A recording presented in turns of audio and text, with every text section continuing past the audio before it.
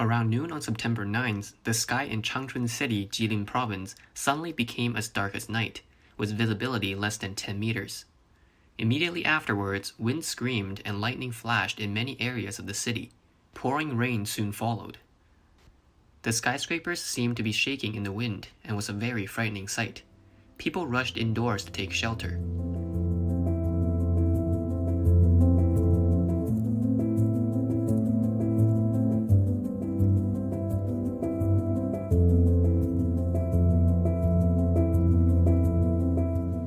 The 20th Changchun International Agricultural and Food Expo that was held in Changchun was also hit by the violent storm. In the video, we can see the tents, tables, and chairs in the booths, and even small dump trucks being overturned.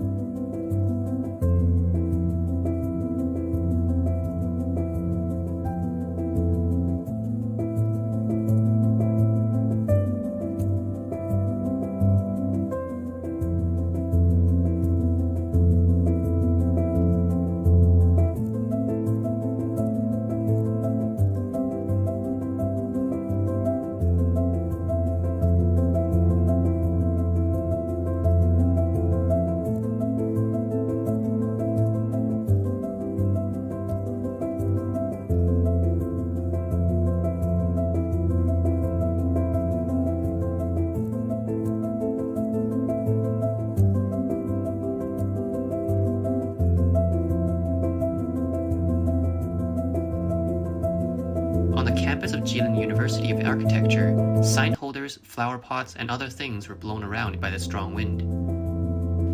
A netizen shared a video taken near Guangyuan Shopping Center in Chuanchun district. In the video, rows of stalls were overturned by strong winds, and vendors were trying to save their stalls in the pouring rain. The video showed that the scene was a mess after the gale.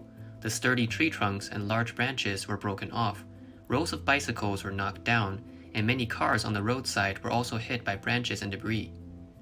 Some people said that it's their first time seeing such a violent storm in Changchun, even more terrifying than Doomsday Movies.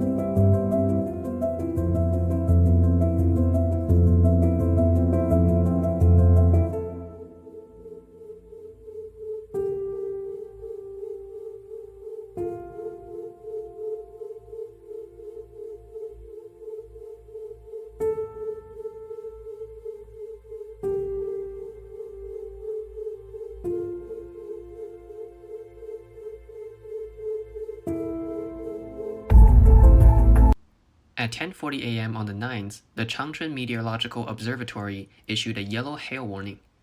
At 11 a.m., another weather warning was issued. Hourly rainfall in Changchun City reached 20 millimeters, and at 3 p.m., hail began to fall in some areas. According to local news reports, the average rainfall in the urban area of Changchun from 8 a.m. to 4 p.m. on the 9th was 30 millimeters. The largest rainfall occurred at the Changchun Meteorological Observatory, reaching 61.7 millimeters. However, such a large amount of rainfall did not cause the city to be flooded. Why? That's mainly because Changchun has a unique drainage system. It was built by the Japanese during the Manchukuo period in 1934, and many facilities are still in use today. As the capital of the puppet state of Manchukuo, Changchun was called Shinking at that time. In Chinese, Shinking literally means new capital. Changchun was designed and constructed by Japan for its new capital. Its urban planning is the result of active advocacy and participation of Goto Shinpei, the father of modern Japanese urban planning. Goto Shinpei was in charge of the reconstruction of Tokyo after the Great Kanto earthquake in 1923. The planning of Shinking was an attempt to fully absorb the new ideas and technologies accumulated from years of experience in Japanese urban planning. The urban design of Changchun was among the best in the world at that time. The first is that the road system in Changchun is extremely reasonable. Looking at the map of Changchun, you will find that straight, circular, and rectangular road systems were designed in the Shinking era. These road systems complement each other's strengths and weaknesses. The main roads are multi-centered and radially laid out. Large squares are designed at every important location. The city center is designed as a park, which was not even seen in Europe at that time. Changchun is also the first city with a planned subway system in China. The second is that the drainage system in Changchun is perfect. In the process of rebuilding Tokyo after the Great Kanto earthquake, Riki Sano, who served as the think tank of Goto Shinpei, strongly requested all the new neighborhoods in Shinking be planned with flushing toilets. Shinking became the very first city in Asia to fully use flushing toilets. The popularization of flushing toilets in Japanese cities became a thing after the 1960s. Another notable feature of Changchun's drainage system is that it adopted a design which separates sewage and rainwater. Such a design raised the requirements for urban drainage projects. Changchun is located in the Manchurian Plain, where annual precipitation is low, and rainfall is generally concentrated in the summer. In order to keep the new neighborhoods moist and to regulate temperature, the designers adopted the method of draining sewage and rainwater separately, which can not only remove the stagnant water, but can also make use of the rainwater. Rainwater will flow into the adjustment ponds. These ponds are not artificially constructed concrete tanks, but small natural rivers and artificial lakes. The tributary of the Yitong River flowing through the urban area was intercepted with dams and was turned into an artificial lake. And then the rainwater drainage system will divert the rainwater into the lake. Parks have been built around these small rivers and artificial lakes as places for citizens to rest and relax. The third is the high proportion of green space.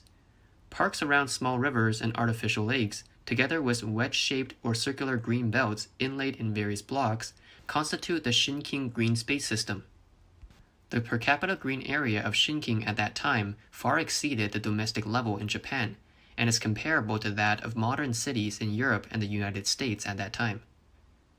To this day, walking on the streets of Changchun, especially on some streets in Chaoyang district, if we paid attention to the road's sewer covers, we can still find that some sewage covers have a rain character cast in the middle, while other sewage covers have a sewage character cast in the middle. This is the proof that sewage and rainwater were drained separately. This kind of drainage design is worth keeping and learning from, and is considered very advanced even for modern cities. In our previous video, we introduced the Sponge City project in Zhengzhou. People were surprised to find that a similar idea was actually realized in Shinking last century. This design really played a big role. When drought occurred in 1942, the adjustment ponds played a huge role in mitigating the drought in Shinking. The drainage systems in 2 other cities in China are also worth mentioning. One year, there was a lot of rain, which highlighted the drainage systems of Qingdao City in Shandong Province and Ganzhou City in Jiangxi Province. The drainage systems of these 2 cities not only prevented urban waterlogging in the face of heavy rainfall, but also dwarfed the drainage systems of some large modern cities, such as Guangzhou, Nanchang, and Wuhan, exposing the shortcomings of urban construction in China. Urban construction experts say that the drainage system in the old city of Qingdao is the best in China, and was built by the Germans more than 100 years ago. The drainage system in Ganzhou was left over from the northern Song dynasty and is almost 1,000 years old. The urban drainage systems built by the ancients 1,000 years ago can not only still be used today, but can also protect the people from floods when heavy rain strikes, putting modern civilization to shame.